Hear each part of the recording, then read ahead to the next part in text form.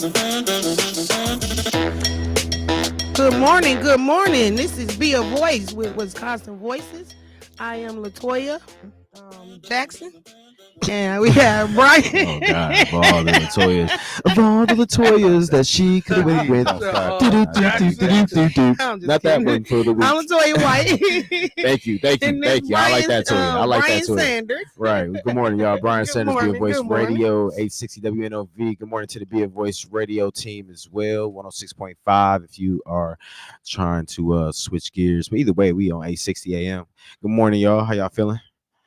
How you feeling? I'm feeling good. He getting him some snacks right now. We're ready to dove into probably watermelon because my these boy ain't elections. doing nothing else right now. Yeah, dove into. We got some election topics and conversation. Yeah. Big time, some things going on. It has been of course a lot of conversations just looking at things going on listen even locally with the NPS, and just wanted to kind of get right into it. But before we do that, let's just see how you doing. I've been good. How are you? How was your Valentine's? Yeah, Valentine's was cool for me. I chilled.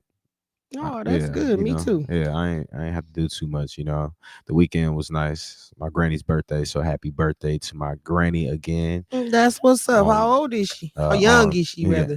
She turned 88 years young on February 15th. So happy birthday to Elois Adams, my granny, the matriarch. The really only granny I've met. That's my dad's mom passed away when he was like 7. So, she been holding the fort down for me as the representation of a granny for a long time. Besides meeting her mama back then. So that was way back in the early 90s. But yeah, again, we had a good time. That was some family stuff. And that's what was the most important thing for me this weekend, was doing that. Yeah, that's what's up. What's up? Didn't have to go out of pocket and get caught in a snowstorm. Like folks, you look. I was telling a friend of mine the other day. I was like, most people probably might have spent $600-$700 and then still had to go out and get their car out of a jam because that snow was coming down crazy on. Oh man, I'm telling you, I love my shovel, my snowblower. Oh yeah, I was thinking about you. You know what's funny? It's funny that you say that. I was thinking about that because when you showed it to me the other month, I was wondering how that was working out for you. Oh man, that thing worked great. It's a snow shovel with a motor on it. Like how? So you literally just push it. Yeah. Well, as far as the heavy, like it's not no force, no nothing. Yeah. You just hold the handle. It's just like you was pretty much when you was saying a weed whacker. Yeah. You just hold the handle. You push the button down and let them click the motor in. Hold the handle, and it just go. I think that's my favorite tool. Is the edger. That's like my favorite tool for the yard. But quick question before we go to our political topics. Is that automatic snow shovel that you have, is it powerful? Like, do you feel like you think it get rid of like heavy snow? When we have heavy snow, you feel like you can move that too? Because you got to think that second round, it wasn't as light, but then because of how cold it was and it was getting at night. And then when the city they plow over my driveway. Okay. So at the end of my driveway was big clumps of the thick snow. So you had As long as the days I shovel, I never shoveled all that out and shoveled in front of my sidewalk because my daughter parks on the sidewalk. So I like my driveway to stay open. Okay. And I literally took that thing and shoveled all that out the next day before I moved my car out because I didn't want to roll my car over and have it packed down because they had plowed. So I literally, it was a breeze to be able to just shovel all that down and it fly out in the street and it spread out so it don't be in clumps or just in one clumpy area. So it was easy for people to roll over that. And so you would recommend that for our people? Yeah, I would recommend that for anybody that's at least 45 and older. Yeah. So that you won't be out there in no harsh. I seen the lady across the street, but it's just sometimes people they're to themselves and they are very evasive. So when I asked did she want me help, I'm fine. And because I would have shoveled hers as well, but I asked and be respectful. And of course, she was an older lady. Yeah, and you could tell to at least 10, maybe 10. I would give it 10 to 15 years older than me. Yeah. So naturally my heart is to help, and I wanted to help her, and no, I'm fine, and I'm okay. But I would recommend for somebody of her age and all to get one of those. It was even Brian, my friend, Mm-hmm. came the next snowstorm. He wanted to use it. Like he Mm-hmm. went out there and usually he'll shovel because he has a very bad back. Yeah. So usually he'll shovel a little bit and then ask me to come help him. I kept saying, "You want me to come help you? Good." He was like, "No, I'm good. I shovel the whole snow. He shoveled my front walkway. Usually he wouldn't shovel that. He'd shovel the driveway and be like, you shovel the walkway because that's easier for you." He shoveled everything with that. He was like, "Yeah, I like this. This good. This work. It won't be no harmful on my back." Yeah, I'm gonna have to But get I the want to name for give that. a shout out to me and my husband. Tomorrow is our 32nd anniversary. Unfortunately, my husband passed away in 20, but if had he been alive, we would have been married 32 years tomorrow.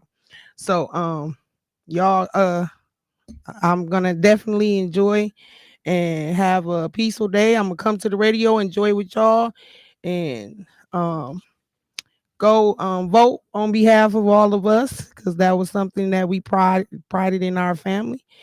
And I'm proud spring election is on our anniversary. That's kind of crazy, Mm-hmm. but I want to give a shout out to us.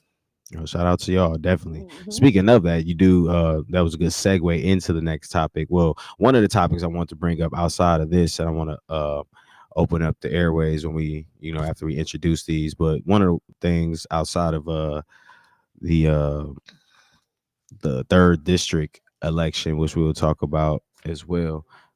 And thank you, fellas. Shout out to Toya as well. So she has that information ready to go. I want to talk about how on Monday, uh, okay, cool. How on Monday the deadline for NPS to return to school resources officer has arrived. But before we get to that, we're still looking at the Wisconsin superintendent. Um, there's of course the DPI candidates, and they look like they had a little conversation this past weekend. We were looking at the three. You got Jill Underly, Jeff Wright, and Brittany Kinser. Just kind of give you some ideas of the individuals that's working. It looks like Jill Underly is the incumbent. yeah, Mhm. yeah.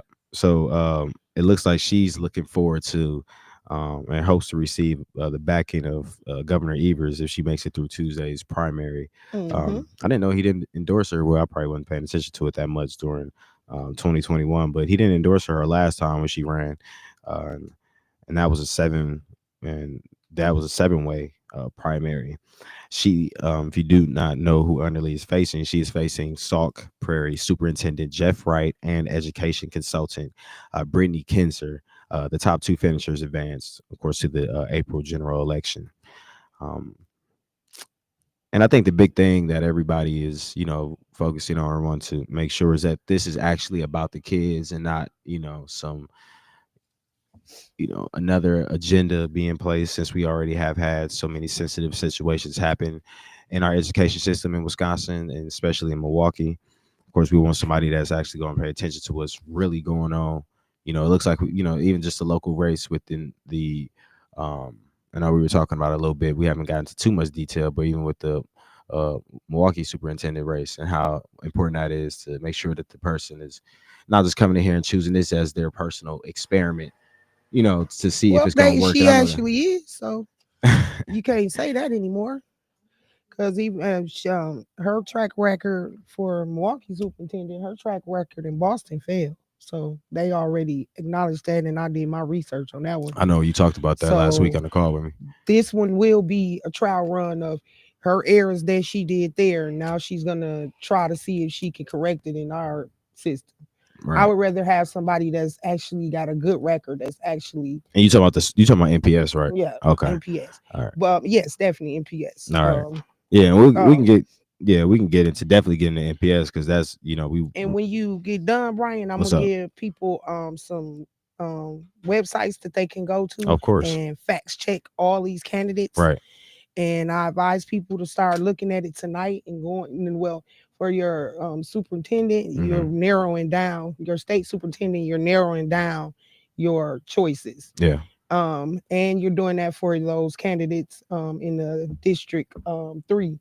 So it will be important for people to get on these facts checking sites tonight and really dove into these candidates and make sure when you go in there tomorrow you have a clear head and a clear choice on who represents you best. Yeah. So and thank you. Because just kind of, give everybody background to who is out there. You got South Prairie Superintendent Jeff Wright, um, and education consultant Brittany Kinzer, who are running against the incumbent superintendent, Jill Underly, Wisconsin superintendent. Uh, so this is just a quote from Wright, who seems to be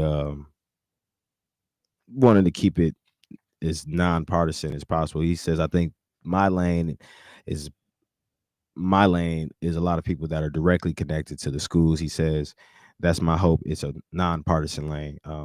Republicans do have a majority both of the Assembly and the Senate." Right, has added, "We need to work with them. I am a superintendent in Sauk County, which is the most purple county in the entire state. So I get anything done in that community without working with Republicans. He can't get anything done without working with Republicans and Democrats in that community." As far as Kinzer, she's raised more than 3 times that of Underly and Wright in the pre-primary period, pulling both support from GOP mega donors, Dick Liz Uline, and Bloy businesswoman Diane Hendricks. And she's quoted to say, "I feel like everyone's like, what label can we put on her?" Kinzer asks Kinzer asks if she would consider herself the conservative candidate. "If you want to put me in a box, I guess I'm a moderate, but my issue is improving education. So I'll work with anyone, and we have to work with anyone that wants to put kids first." So that's just 2 quotes that I've seen from, I was trying to pick those apart and, just kind of get an idea of, who was, backing them, and also just, and it's a lot more they said. They did I interviews wish we on could have Upfront been too, if able you're to interested. ask them questions in these debates, because I really wanted to ask them what do they feel about race theory, because I don't want the state superintendent coming in and doing like this new trend of all the schools in the South where they want to take out of slavery out of education and Not to slavery, just black American black history, period. history. And but Yeah. not only black history, the main thing about black history is I'm real and direct. I don't sugarcoat it. It's slavery. They want to take that out of Yeah. teaching our kids Yeah. that they would never understand it and I get never what you're saying. really know it, and they'll be treating it like we was a piece of wood. They was just doing a trade or something. No, they just want to downplay it. That's their thing. They just want to downplay it. And And I want to kind know how they of feel say a about group of that. people came and they want to make it look more like we immigrated to the Mhm. country versus Right. being stolen and brought here. Right. I've seen that.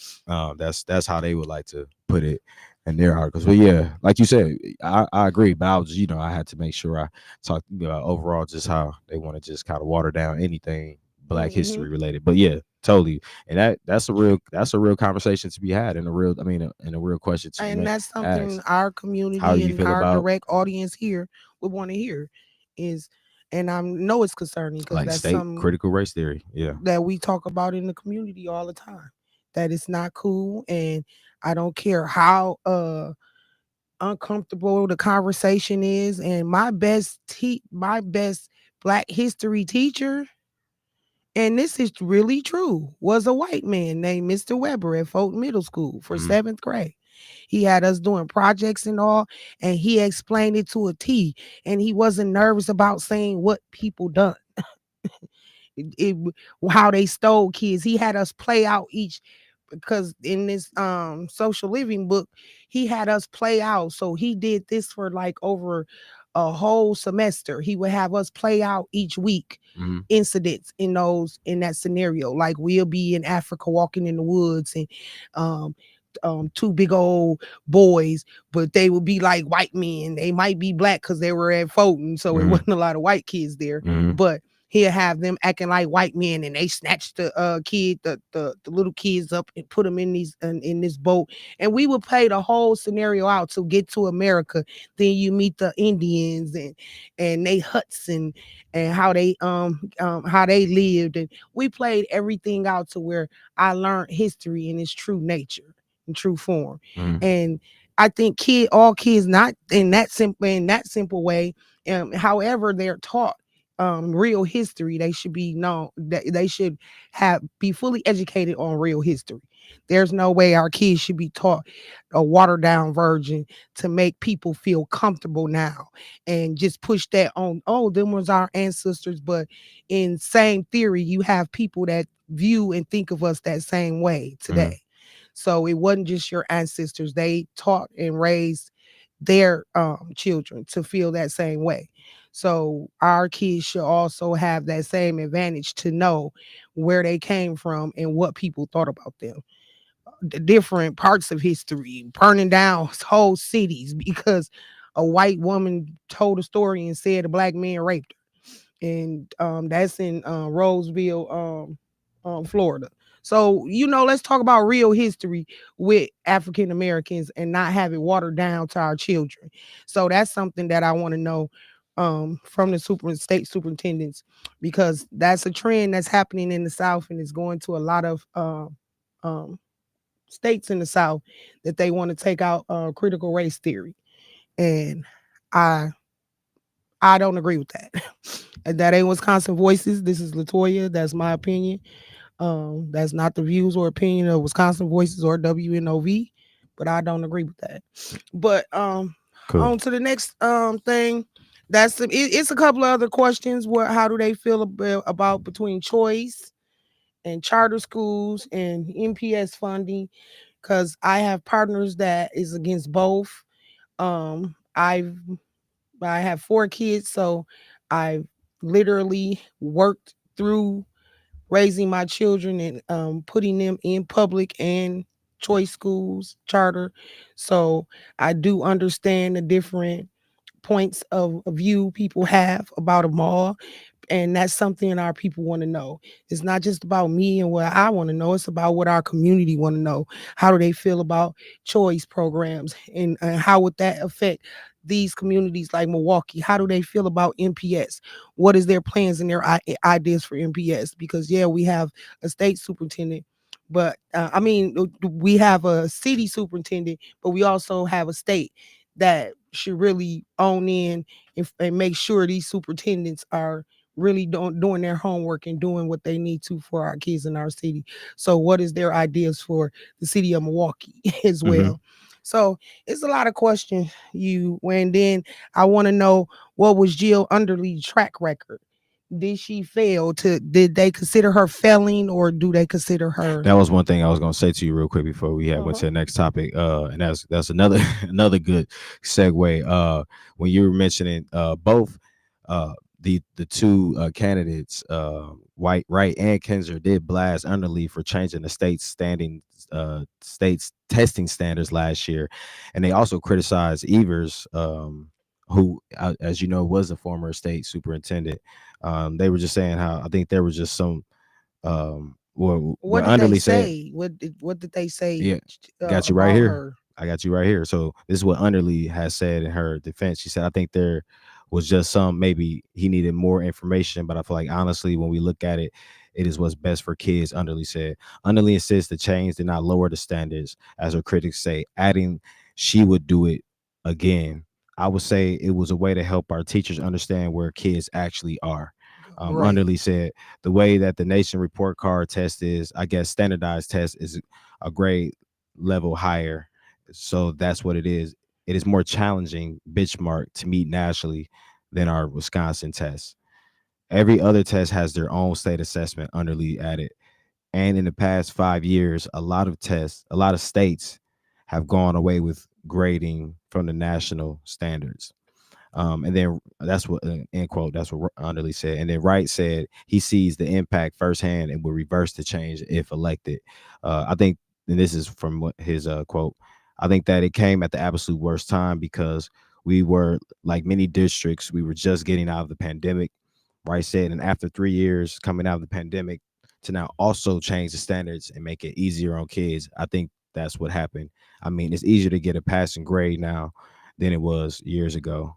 Lowering the standards at that time, we're trying to figure out if our interventions and our changes work. It made very difficult for parents to understand the competency of their kids, Wright said. And then we had one more from Kenzer. And Kenzer, who also said she would immediately change the benchmark, said the change was the reason why she got in the race. She said, I was really upset. I was like, I can't believe that they did that. It's not best for kids. And we need to restore those high standards and really focus back on teaching, reading, writing, and math.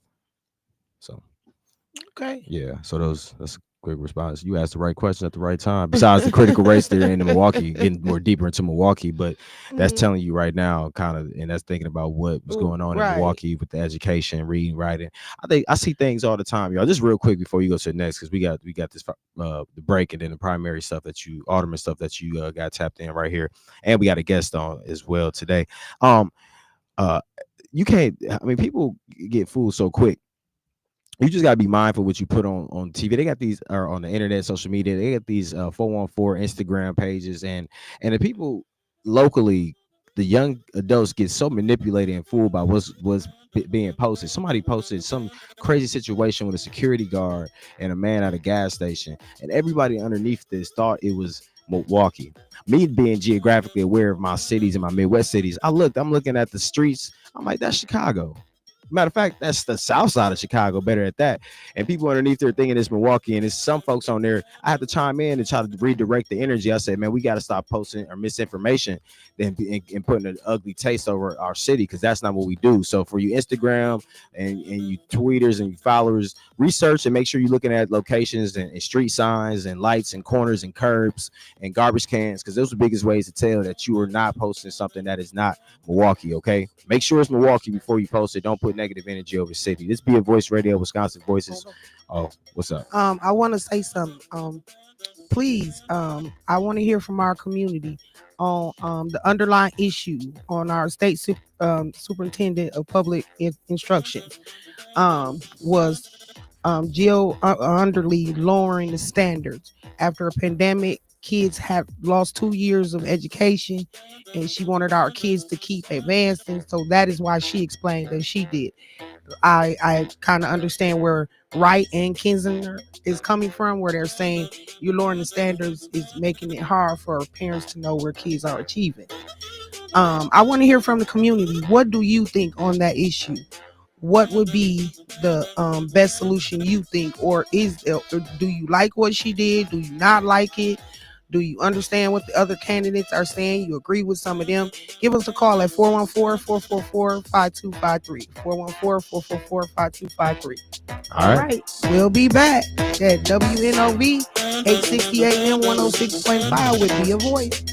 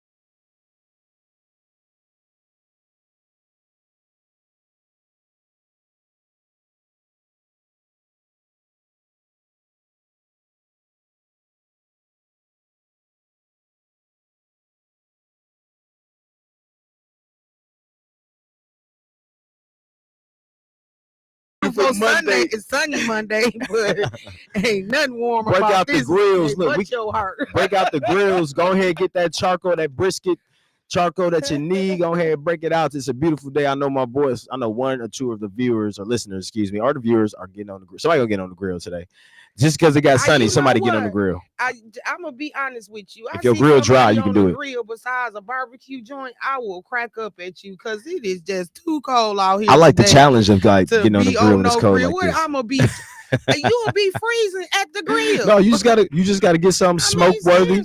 Smoke it, do a low heat. Look at Debo over there with his hey, Jermaine, do a low heat and let that bad boy work. And you just go out there and check it every 20 minutes.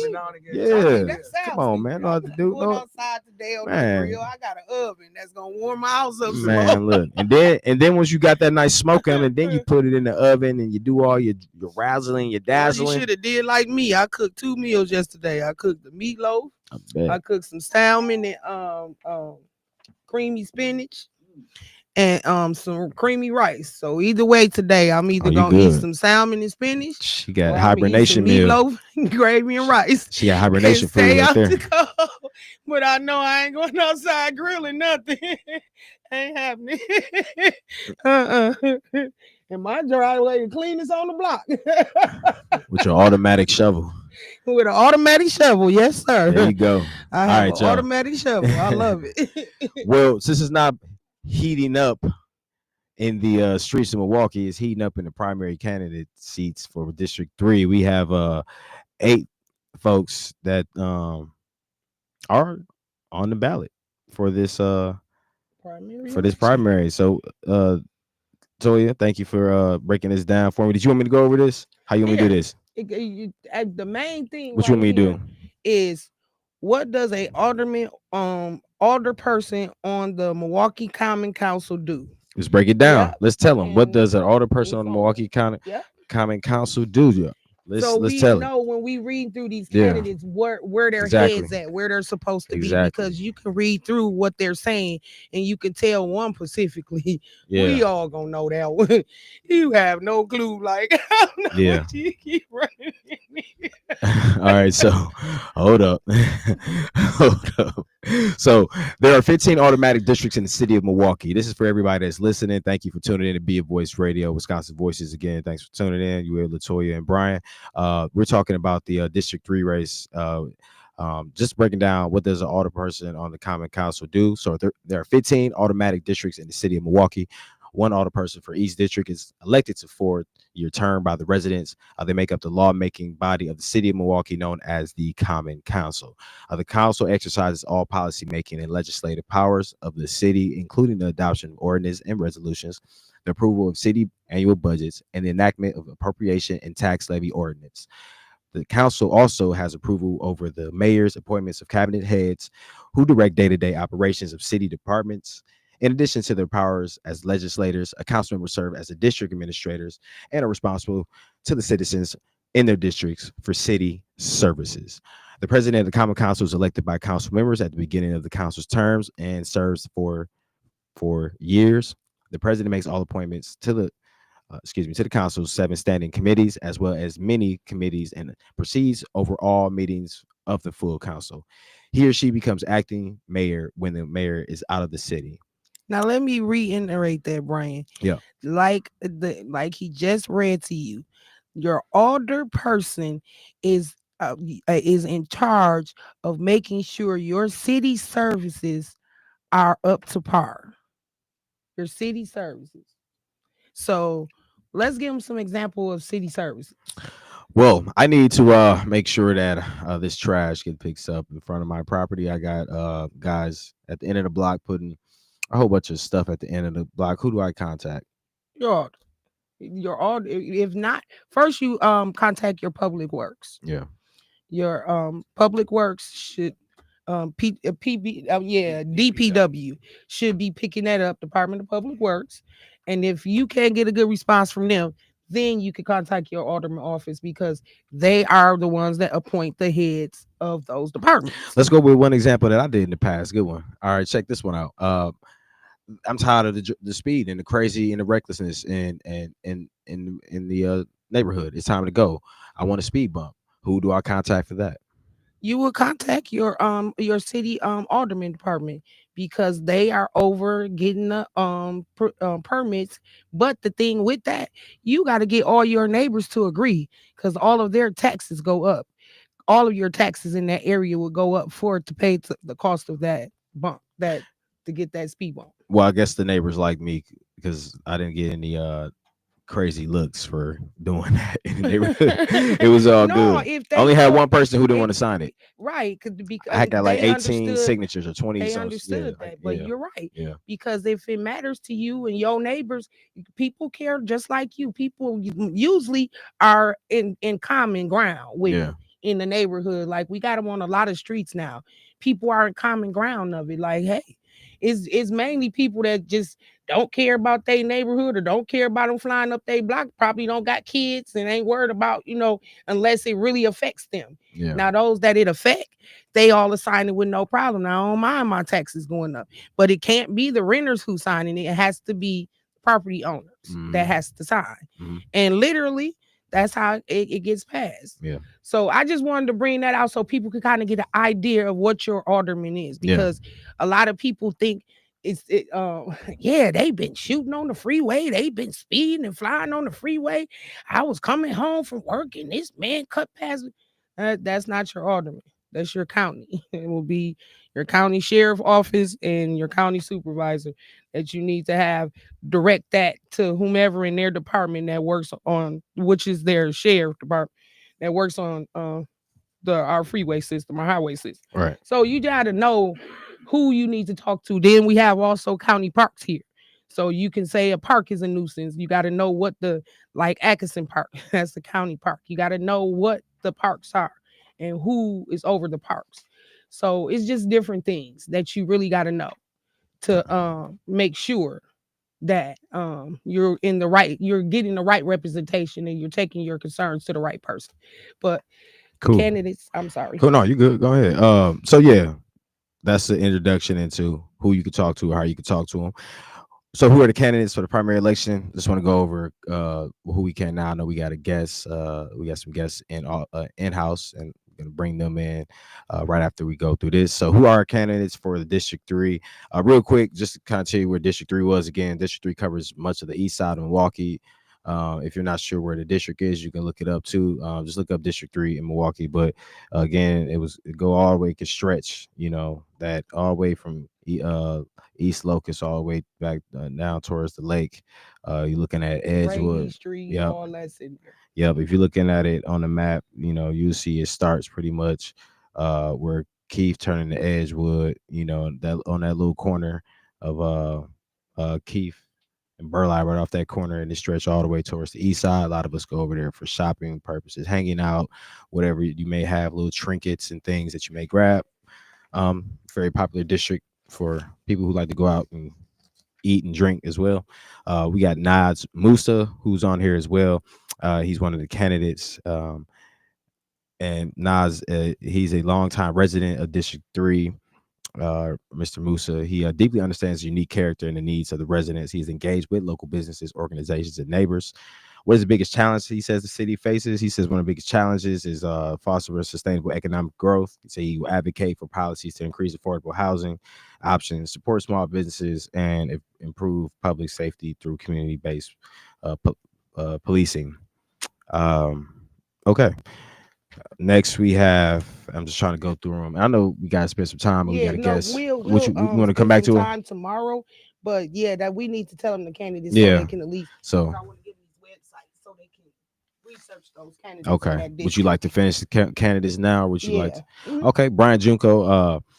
There's another candidate we have. His history with District 3. He's been a resident for 6 years. He's been raising his sons there. His 3-year-old son in the district. Yeah, he says he has a lot of conversation with neighbors and residents about the district, and it's the rhetoric out there.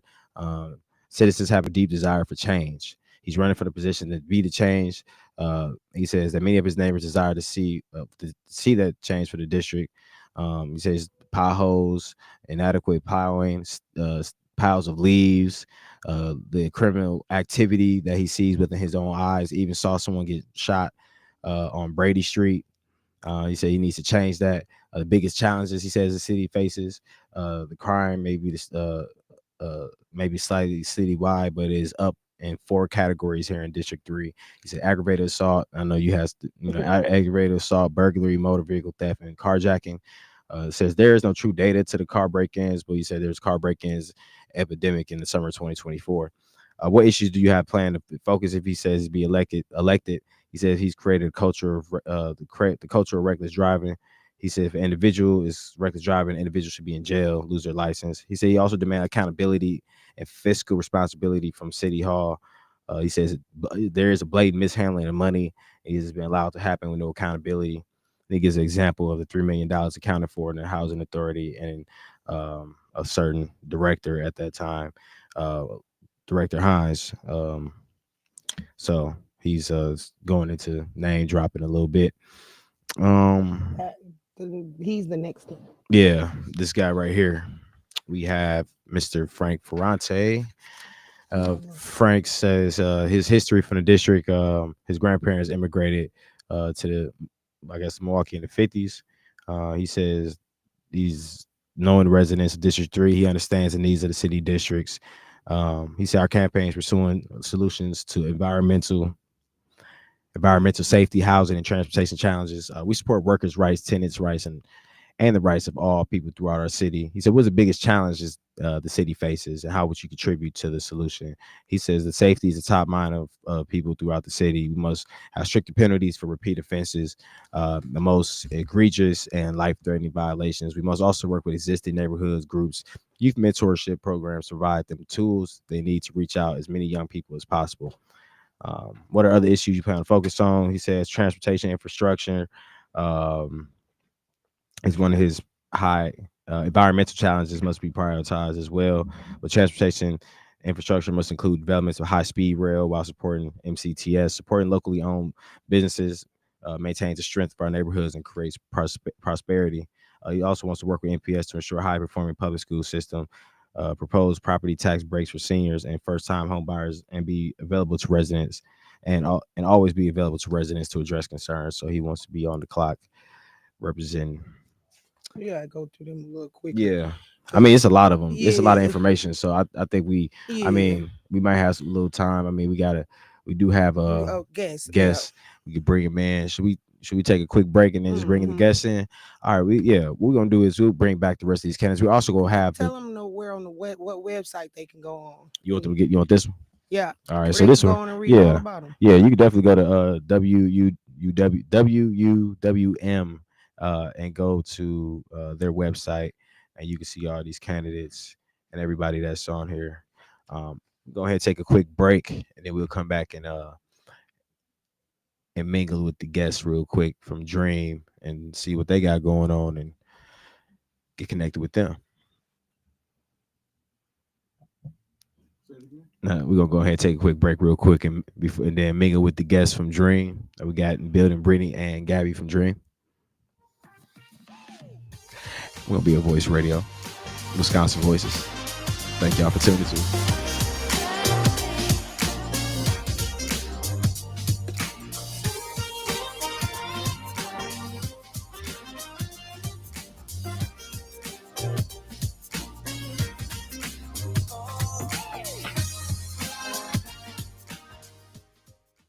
Remembering what we stand for. At Wisconsin Voices, we remember what we stand for.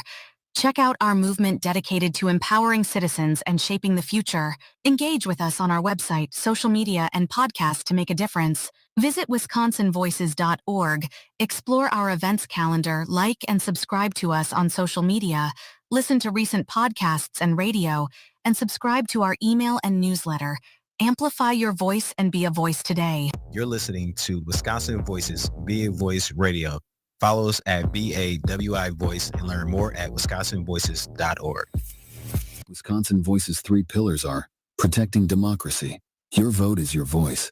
Wisconsin Voices works to protect democracy in Wisconsin by fighting voter suppression, promoting voting rights, and ensuring fair elections for all. Teaching advocacy. Teaching advocacy empowers and educates advocates in Wisconsin by offering training, resources, and support to enhance their skills.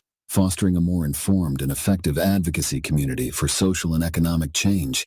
Building community. Wisconsin Voices builds strong communities for a healthy democracy by collaborating with diverse partners, creating networks for positive change, and fostering a sense of belonging and common purpose.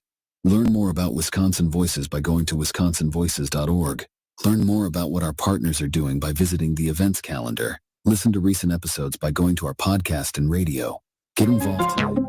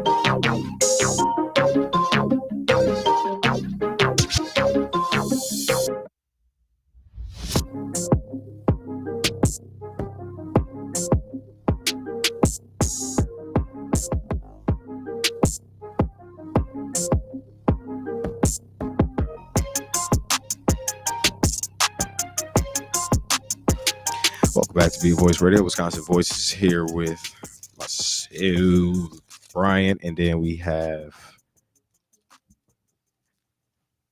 I don't care who goes next. Hello.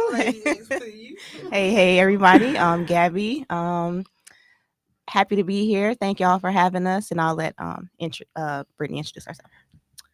Hey y'all, I'm Brittany Lee and I'm from dream.org. All right, y'all. Welcome. So we have dream.org in the building. They come in and break some things down, let us know what's going on locally and of course across the state. They are being pretty active.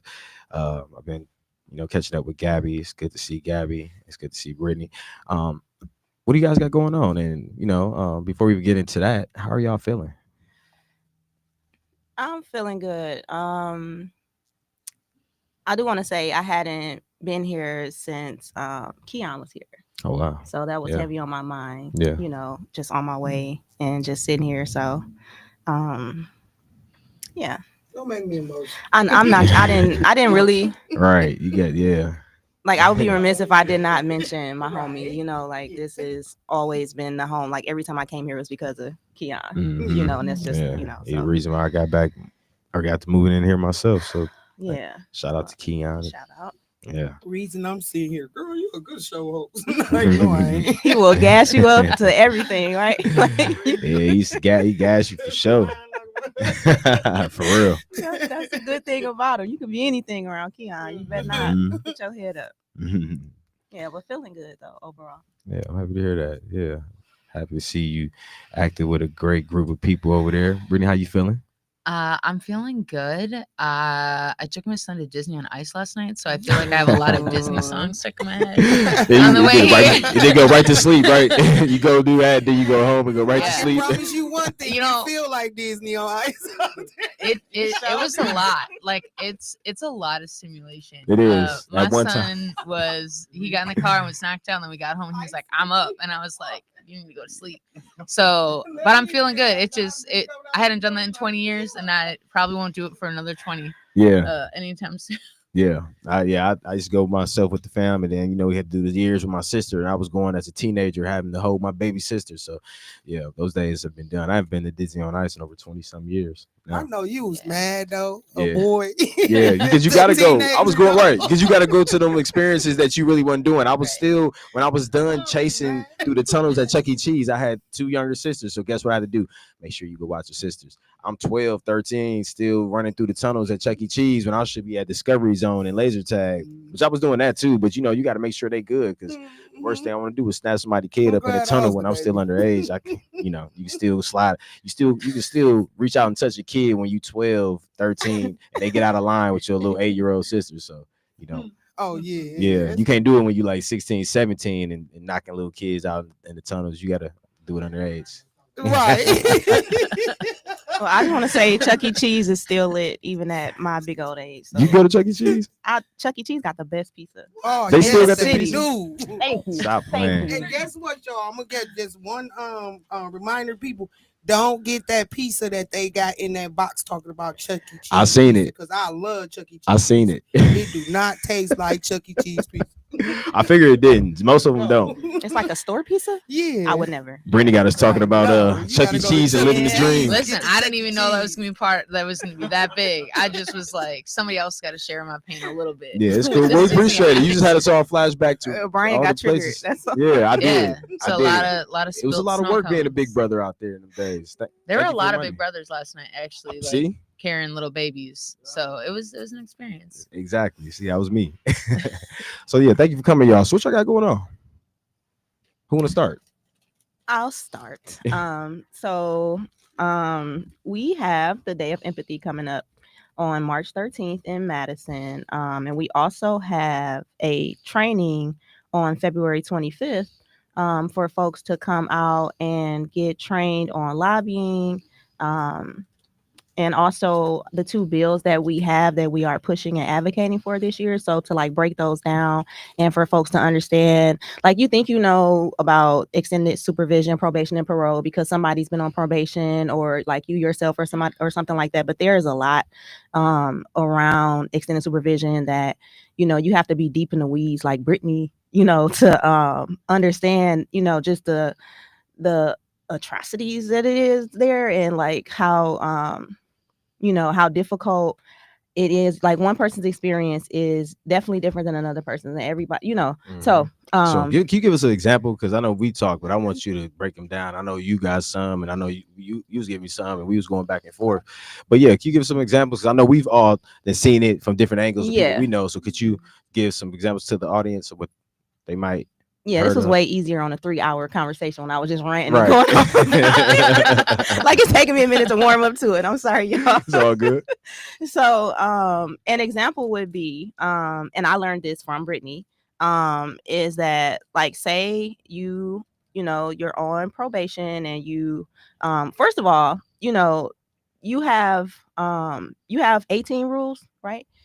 Yeah, there's 18 standard rules. 18 standard rules for when you are on extended supervision or probation. And there is a rule that your PO can make any rule for you. Like it's custom made for you, right? So say you know, say you can you jump in, please? Yeah, I Help got me. you. So I mean, it's cool. This is the stuff I've been doing for like a decade, right? So this is like my passion. I know this stuff, I've y'all. been waiting for this moment in my life. So perfect example is you have your 18 standard rules. The 18th rule is essentially your agent can make any rule, right? So we've seen rules that the most popular one that agents will make is a no contact. So most people think when you have like a restraining order, you got to go in front of a judge. They look at all of it and then say, okay, yes or no. An agent can literally just write that in. So Gabby and I got beef. I don't want to see her at my job no more. I call her agent and tell her she's giving me problems. Her agent can write that into her rules. Gabby can't be near me no more. Just like that. Like there's not a process to it, right? The way that I think is really important is like we're giving agents the responsibility and the power of a judge with them lacking all the wisdom to do it. Because most of the agents that we're seeing now are a lot younger too. So we see a lot of people who haven't grown up in the culture at all, go to a big university and then come out and you see this like awkward dynamic between like age range. You see racial dynamics. You see most of my time doing this work outside of my job at Dream is literally explaining to a PO and to someone on supervision, like what their PO means and what the person on supervision means. Like it's a language barrier that's like he says, you say he can do this, but like, this isn't true. This is what the rules say. And a lot of it's like, oh, don't worry about that. I'm not going to get, like, I won't lock you up for that. But the average person has like multiple POs their entire time. So Yeah. that's one. I mean, I've seen a lot of different reasons. It could be that you leave county. It could be a reason you get in trouble. It could be that you didn't get, you could lose. They can overwrite CPS is another one that I've seen quite frequently, where a PO will decide that they don't care that a judge or CPS say that you can see your kids. They will write it into rules that you can't. So like a lot of people who are in relationships, it gets real murky being on supervision. Yeah, I've seen those like I've seen little reports over time where you've seen like no contact statements from POs and things like that, and I've always seen you'll see a no contact statement versus like a restraining order, and I always figured those were two different because you never hear like so no contact restraining order. You either hear it's a restraining order or it's no contact. And now knowing like for sure that no contact not just only is from a judge, it's the PO really having that power. But you've seen POs have power, even just from people I know personally, the things that they weren't able to do, or just even some of my close friends and their family members, being, what's the terminology? Revocated. Yeah. Being revocated for like small things, or being at a house that they weren't supposed to be. And it was the PO. And it was sometimes I've seen it personally where they had a PO that they just love and everything was just breezing through. And I've seen people I know that was like, man, I'm in hell right now. I'd just rather just go back to jail. I actually, she made me really think about a family member got arrested. So he was actually a young man they found in an abandoned house, shot in the head. That was my little cousin. But we were working for Block, and we hired him to be a canvasser. And because he had a not an armed robbery, just a robbery where he broke in somebody's house, and that's what he went to prison for, and he was out on supervision for it. His PO wrote into his rules, so I guess it was the 18 rule. I didn't know what the rule was, but she wrote into his rules, and our supervisor Angela called and was willing to let him work. We all were willing to let him work. It was canvassing, just going door to door, talking to people, and going to busy areas and talking to people about voting. She wrote into his rules that he could not do that work because he could be casing houses while he do that work. Like, yeah, I've seen it all. I'm not gonna lie, it doesn't surprise me. Everything is about a safety risk, but like I said, a legislator, Gabby and I have been going up to the Capitol every other week talking to a bunch of Republicans on these bills, and I just looked at one of them because he just was going back and forth with me, and I was like, so you're telling me corrections doesn't work? Then why are we sending people there for a decade? If people need so many rules when they get out, like at what point are we going to have a conversation that like sending people to prison isn't working? So like there's a lot of the arguments around that, but it's like casing the places. Most people when they get out literally just want to like go to work and like feed themselves and don't and like live their life because they're not in prison. Yeah. I agree. I've helped countless of individuals through the programs I worked at, specifically the food share program, and them guys, and a lot of them got, man, I ain't trying to do nothing but get back to work. That's the first thing they on. It's just getting somewhere. They, it's of course you have some who have made decisions, but majority of the guys, I would say over 75 to 80%, I knew directly. I stayed in contact with, and a lot of them have successful businesses now. I got a couple had transportation businesses, they open construction businesses, open in the city, and these are guys that had did 20 plus years, and that got out in their latter 40s. They went in. That was the same with him. Yep. I literally got him hired at a phone bank because I said, okay, she won't let him go out casing the door because she said it's like he's casing the door. So just go to one of our call centers and do it on, talk to people about elections on the phone. And he did that the whole time and loved it. Went every day, was one of the best. Got promoted, was one of the supervisors there. He just literally wanted to be out, just like you said. When you get out of prison, you want to get out. You really want to try. They actually four-corner you to put you to a point where you like, man, I might as well do this. Had he not had people that, really was trying to help him figure out a way to get him a good, because they don't want to give him jobs either when they first get out. It's like, oh, you had a robbery. We can't give you a job. So that was hard for him too. She didn't have any avenues for him or anything. They usually don't. Yeah, they never do. So that was the main avenue for him, and he did that. So it's just like you guys are saying. We we just had a conversation about a month ago with a Republican legislator, and really kind of put him in his place. Y'all laws since from the 60s have destroyed us. From the laws that you have created to say that a criminal justice system is needed so bad. When are we gonna ever talk about prevention?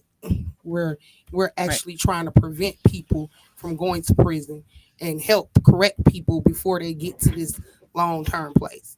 So we get it. We get it. Thank you guys for so much work y'all doing. Is there anything else y'all want to talk about before we get off real quick? Yeah, I just wanted to cover real quick that if folks come out to the training or Day of Empathy, there are the two bills that we are pushing are like advocating for transforming supervision and also capping the time that people are on supervision, so it's 5 years instead of like 20 or 30.